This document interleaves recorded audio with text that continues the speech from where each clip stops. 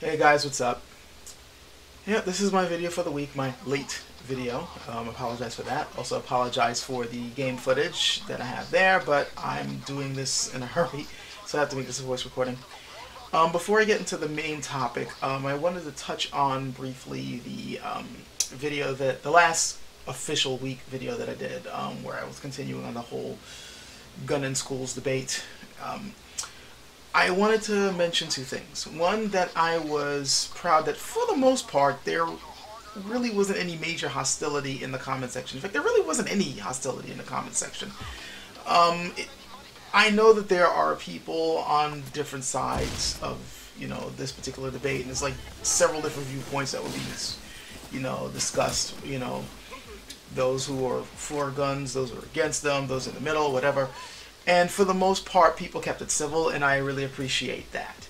I know that people are passionate on this particular topic, and while those passions did show up in the comments, no one really was at each other's throat, per se, and for the most part, and I appreciate that.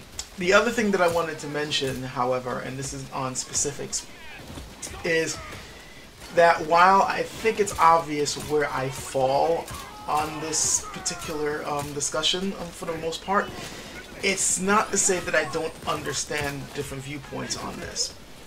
And the thing I want to touch on in particular is the whole distrusting of the state sort of thing.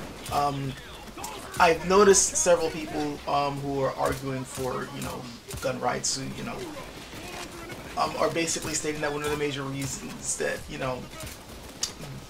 one of the reasons why they happen to have a more independent stance because of society is that they happen to not trust the state. While there are others who happen to, come from the point of view that, not trusting the state is going to make things fall apart. As someone who happens to live in the United States, I have to say I do understand why people would have the viewpoint of not trusting the state. I happen to notice in the comment section that many of the people who were discussing, expressing their dismay or, confusion at the stance of not trusting government happen to come from outside the U.S., where, for one thing, the gun culture isn't nearly as strong, and for another thing, they happen to have governments or state systems that are more or less trusted by the society. This is not the case in the United States at all, which is something that I actually touched on in my video. In fact, it was one of the major thrusts of my video. But I have to be honest and state that I understand where they're coming from when Americans are saying that they don't trust the state. While I happen to believe that a stable society should have more trust in their institutions, the institutions in the United States have more or less failed the people. This is something that I actually do believe. When you have a government system that allows, for instance, poisons to be put in food, when they allow their municipalities to be so dysfunctional that poisoned water can be easily distributed amongst its citizens, and hardly anything is put in place to fix this, let alone not have this happen in the first place. When you have a system that allows its school systems to be defunded to the point where private industries can come in and come up with their own school systems that aren't necessarily better, yeah, then there's plenty of reasons why people would say, okay, they don't trust their government, they don't trust their institutions. So, yeah, that all is just proving my point that people, the society is falling apart. People just don't trust the institutions of their society. And because of that, they're going to start withdrawing themselves more and more. And, you're going to start depending more on yourself or, more on smaller groups in order to survive. You'll see more and more people depending on, self-sustainability. Like growing their own food, trying to remove themselves off the grid by coming up with, solar solutions to power. And, of course, depending on themselves for defense. Now, again, I am not trying to say that therefore we should allow guns everywhere. It doesn't matter. What I'm basically saying is I understand the viewpoint, and I can't say that I fault them for not trusting the state when they happen to live in a country where the state has more or less failed them. Alright, enough of that. I've already gone too far into this. This is not supposed to be the topic of this video. This is supposed to be a more lighthearted video. That's what I promised. So let's get into that. And you probably, well, no, I can't say you've already guessed what the topic's going to be because of the footage, because just because I put up video game footage doesn't necessarily mean I'm talking about video games. But the title should be enough, right? It's no secret that I like video games.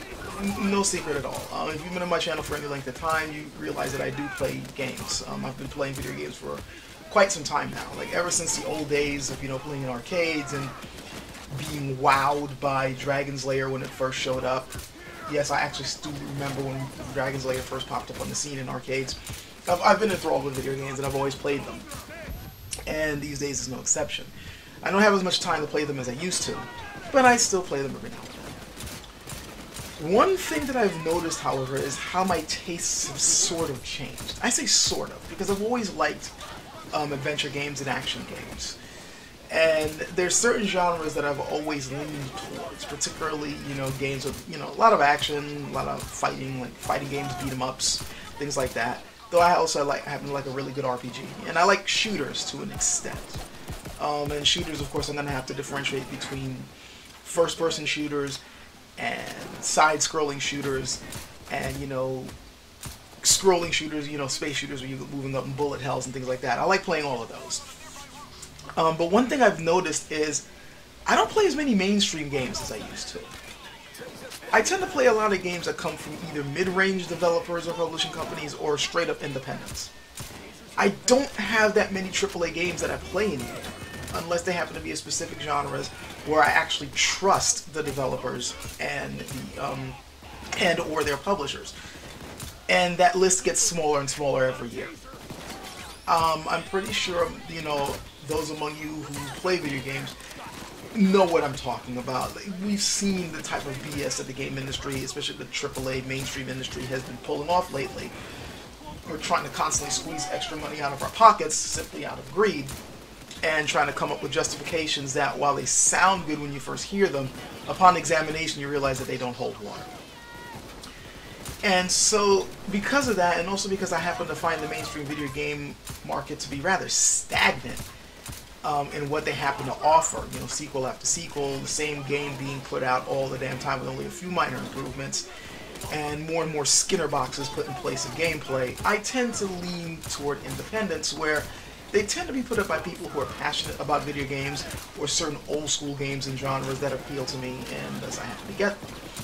You know, games like, say, look at my list, you know, like Needhog, for instance, which is definitely like a niche little game, or Lethal League, or River City Ransom Underground, or, you know, Skullgirls, Shovel Knight.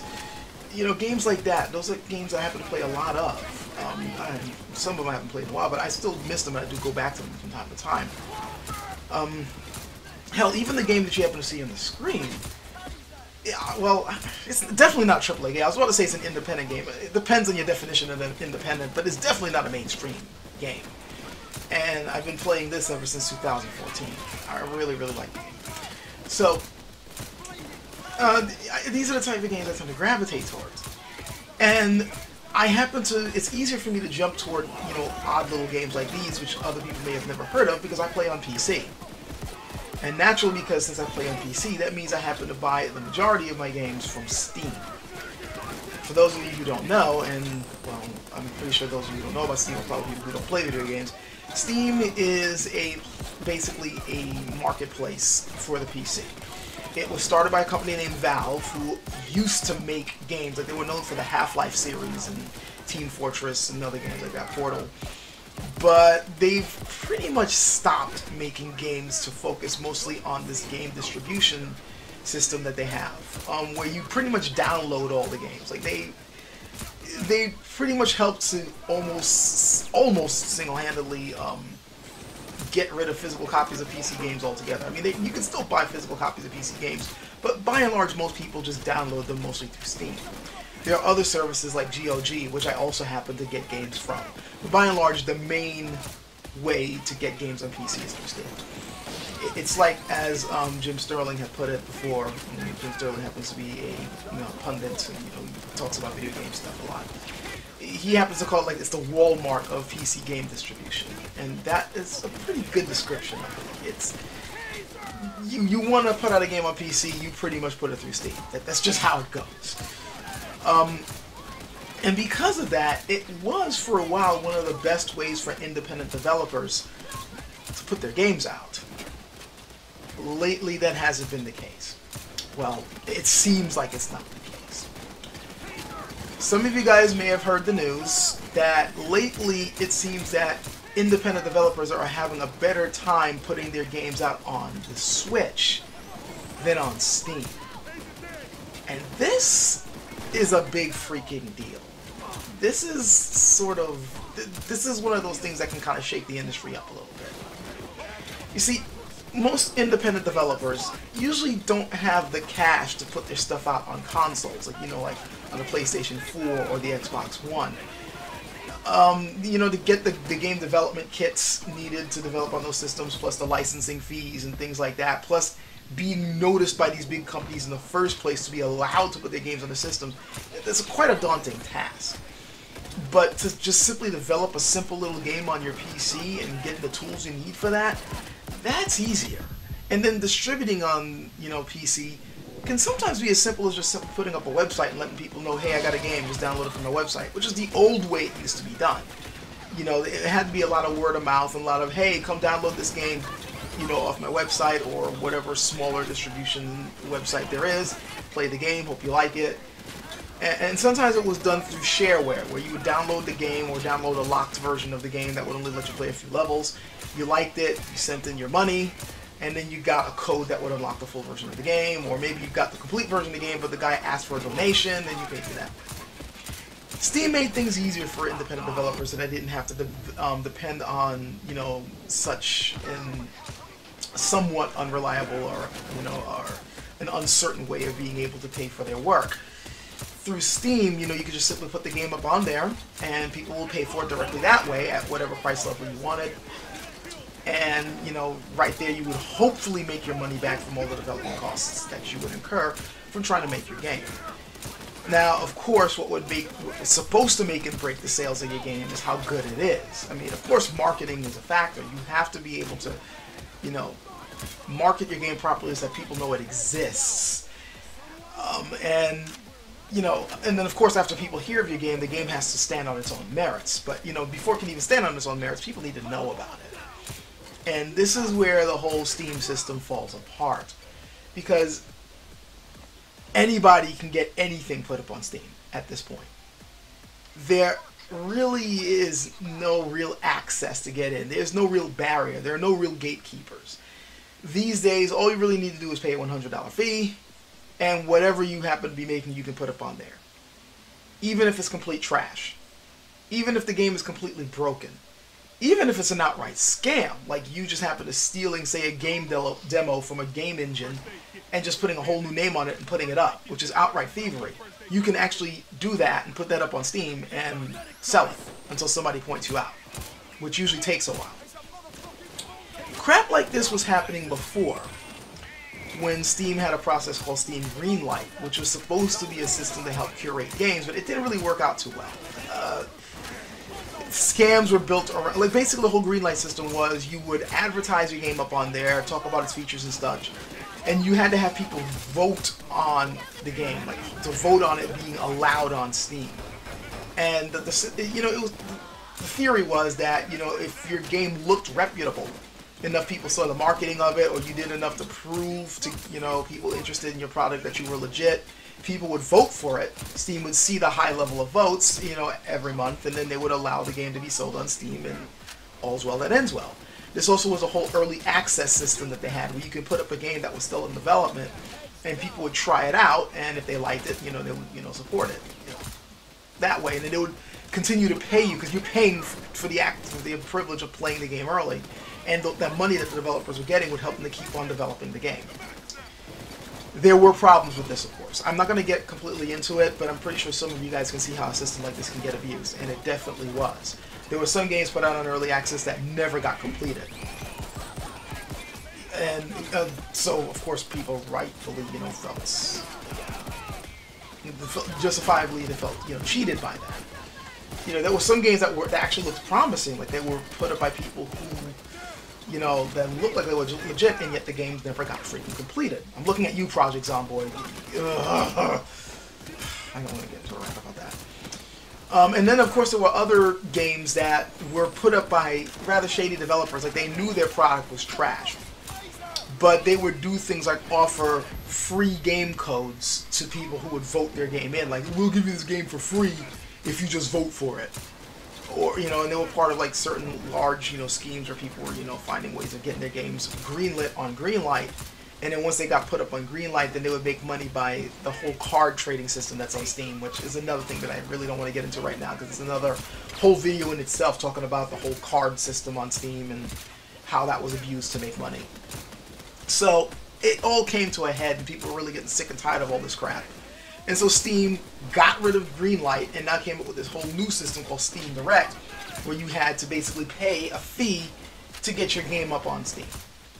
And the fee happens to be so low that pretty much anybody can pay it and put up any amount of garbage. And now the floodgates are pretty much opened up for all sorts of crap to get put up on there. It was bad before. Like, Steam was already having a problem with a glut of games being pushed onto the, you know, the marketplace, so that finding a quality game could be quite daunting sometimes. Like, you're just scrolling down the list of games in the Steam storefront, and I mean, it was just crap after crap. Like, you know, just a sea of garbage, and then, you know, you will hopefully able to find the diamond in the rough in there. It's gotten so much worse now. So much worse. Like, to the point now where legitimate indie developers are having a really hard time getting their games noticed amongst this flood of crap.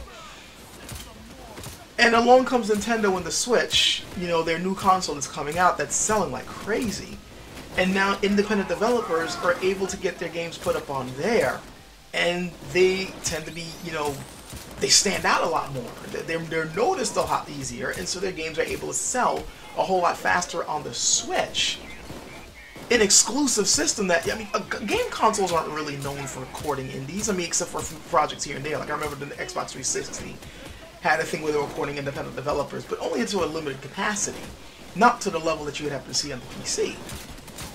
And Nintendo definitely wasn't exactly a company known for recording indies, but here they are doing it, and independent developers are able to get their games out, and they're selling so much more on the Switch. Like almost 20 to 1. Compared to, you know, how much they're able to sell on Steam. That's insane. That's absolutely freaking insane. Now, I'm not exactly going to say doom and gloom like, say, Jim Sterling and others have stated, because there is something that I do know. While, yes, independent developers are getting more sales on the Switch, these happen to be developers that already have a market presence. They're already known for putting out good stuff. Like, they already had to have had critical acclaim on PC before they were allowed to put their games out on the Switch and sell. It's not like an independent developer develop a game right now that no one's heard of can just go to Nintendo and say, hey, can I put this game up on there? They have to be proven. So by and large, the PC is still, for the most part, the best place for an independent developer to put their game out on. It's a little bit more restrictive to get on the Switch. But having said that, it is still quite a big deal that you're able to have a better chance of having your game sold, your quality game that is. You have a better chance of getting sold on the Switch.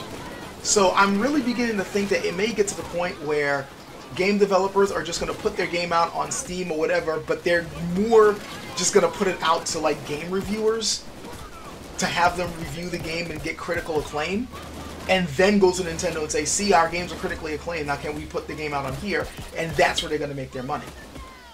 And if Valve, if any of the people in Valve have any brains, which, I mean, they're smart individuals, but when it comes to marketing, it just seems like they don't know what the hell they're doing. They have to be looking at this and going, okay, we seriously need to get on the ball. But here's the problem. This whole game glut thing has been a problem with Steam for years now, and they just don't do what it freaking takes to fix the problem. And to fix the problem is something extremely simple. It's a simple word. Curation. Freaking have some damn standards before you allow somebody to put a game up on there. Fuck all that noise about a free market. The market will decide. That shit never works. All right, let me go a little bit into ideology here, which I know is going to piss some people off, but this is something I've mentioned before. The free market thing is a myth. It really is. And this is coming from somebody who does believe in the whole thing of being able to buy and sell your own goods. Yes, I believe that you should be able, if you want to buy and sell things, you should have the freedom to do so. But here's the thing. Nobody really wants a free market. Nobody does. I've talked about this before in one of my videos. What you really want is a fair market, because if you truly wanted a free market, you wouldn't mind people from other countries coming in and taking your jobs. You wouldn't mind other companies from other companies from other countries putting out their products more cheaply than you can in your home country and selling it and putting you out of business. That's a free market, right? But people have a problem with that. No, what they want is a fair market, one where they have a chance to be able to sell at a level that they want to customers that want their stuff, and customers want to be able to buy them at a price that they can afford, that they can both agree is fair. There's a negotiation here. There's a give and take. And in order for that to happen, you have to set certain ground rules. There has to be a system put in place to allow this. Just simply saying, just opening up the market and going, do whatever you want, breeds what we happen to be seeing in both the game industry and on Steam. All types of abuses and all types of problems for people trying to do things fairly. Oh, and another thing, to kind of expand on what people want as a fair market, generally speaking, what people want is a fair market. But what people in businesses, especially bigger businesses trying to wrench extra money out your pocket, what they want is a rigged market. They don't want a fair market. They want a rigged market where it's guaranteed that money's just going to keep pouring in no matter what type of tricks they pull. This is why the game industry happens to look the way it does. This is what happens when a fairly unregulated market gets to run the way it wants, with the big wigs controlling things. You see all types of scams, all types of ploys, all types of BS. This is why, hell, Steam is a good example of what happens when you let the con artists run the show. Look how many scams popped up from Greenlight because Steam wasn't bothering to regulate their storefront. Look at what's going on right now with all the garbage being put up because Steam doesn't regulate their storefront. Even Walmart, which is a place where you happen to see a lot of stuff being sold at cheaper prices, they're not going to let just any fool put up a crap product on their store. They know what it's going to mean for their bottom line, and they know what it's going to mean for their reputation. I don't understand why Valve doesn't get this themselves. Sooner or later, something is going to take them out of business. GOG is right at their heels.